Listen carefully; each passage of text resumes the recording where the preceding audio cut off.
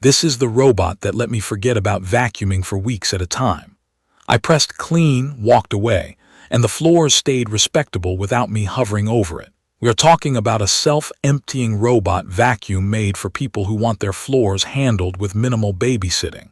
It fits into the set and forget category. If you have pets that shed, kids who drop crumbs, or you just work long hours and do not want to think about vacuuming, this is the kind of tool that actually makes a difference day to day. It does not replace deep cleaning, but it dramatically cuts the routine mess that builds up on hard floors and rugs. Design matters with something that lives on your floor. The base is a tall tower that doubles as a vacuum dock and a dirt collector. It needs a bit of space on either side so it can dock smoothly, and it is tall enough to notice, so I tucked it along a wall where I do not need to plug and unplug anything. Inside the tower there is a disposable bag that seals when you remove it. I care about that seal because I am allergic to dust, and being able to toss a closed bag without a cloud puffing out is the difference between painless maintenance and sneezing. The robot itself is low enough to slip under most dining chairs and some couches. There is a single button on top that does exactly what I want when I am in a hurry. I press once to clean, I press again to pause, I press and hold to send it home. The bumper around the front has a little give, so when it nudges a table leg it does not scuff either surface. Underneath, the two rubber rollers are the reason I have not spent weekends cutting hair out of a brush. They flex over rugs, pull in pet hair, and rarely jam. There is a small side brush that flicks crumbs from edges into the reach of the rollers. On the face there is a camera with a tiny light. That sounds fancy, but the real-world impact is simple. It sees obstacles and does not plow into them. Setup took me less than an hour, including the first mapping run. I installed the phone application, created an account, and walked through connecting the robot to my home internet. The application held my hand through naming rooms and setting zones.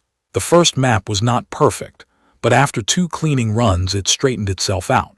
I like that the application lets me label rooms so I can say, clean the kitchen and the hallway, and it knows exactly where to go. Scheduling is straightforward.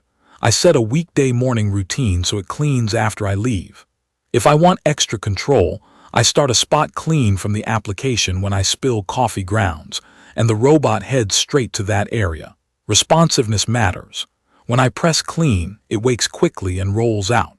It does not race, but it does not waste time either. It lines up neat rows, then circles outward to edges and chair legs, and it almost always finds its way around my tricky dining table without getting stuck. When it finishes a zone or its bin gets full, it returns to the base and empties itself. That emptying burst is loud, like a short shop vac. The noise lasts a few seconds, then it goes quiet and either heads back out or rests. I would not run that part at night near a bedroom. During the day it is a non-issue. The core performance lives and dies by pickup and navigation. On hard floors, it pulls everything visible. Sand near the entryway, cereal bits along the baseboard, coffee grounds in front of the grinder. It gets it.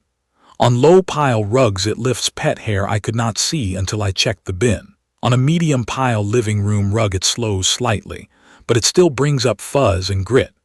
I have one very thick rug with long loops where all robots struggle.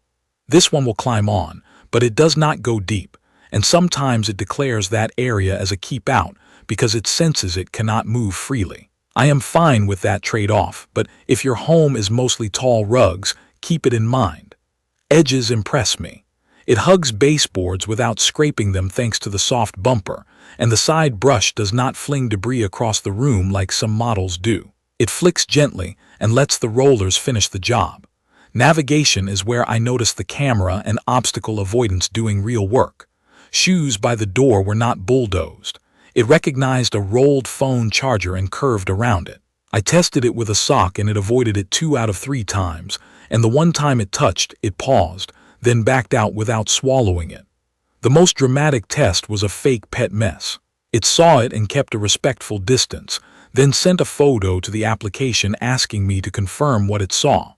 That is the level of caution I want from a robot that is roaming unattended. It is not perfect. In a dark hallway with lights off, the obstacle detection is less confident, so I keep a small light on during scheduled runs. As for thresholds between rooms, anything under about 3/4 of an inch has been fine. Taller transitions are hit or miss. I ran a week of real scenarios. After dinner, the kitchen always has crumbs under the stools. I sent the robot to the kitchen zone, and within 10 minutes the floor felt clean under bare feet again. The entryway collects gritty dust from shoes. The robot passes through there on every scheduled run and keeps that area from turning into a sand patch.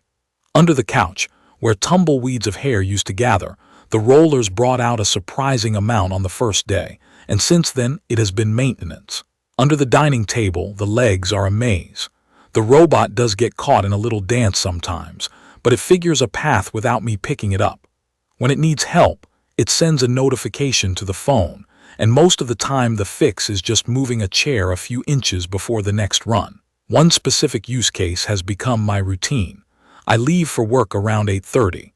I scheduled a cleaning at 9 so it runs while the house is empty.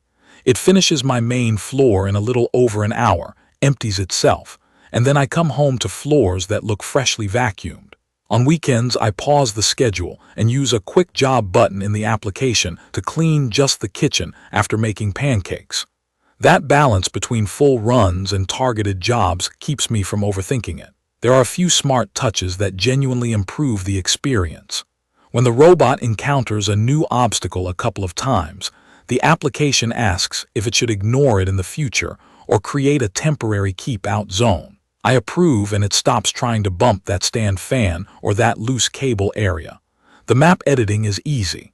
I can split a large room into two so I can clean only the cooking side of the kitchen. The self-emptying base has enough capacity that I swap the bag after about 1 month with daily runs. I do not think about the small internal bin in the robot at all. It empties after each run or whenever it needs to, and I see that in the cleaning history. Maintenance is realistic. Every week or two, I pop the rollers out and clear a few strands of long hair from the ends.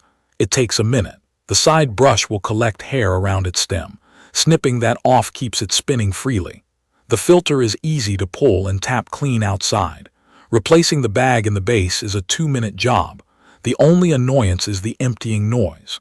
It is short and loud. I set the schedule so it empties when no one is napping, and that solves it. Another small quirk is that very dark floors can confuse the cliff sensors and make it cautious near their edges.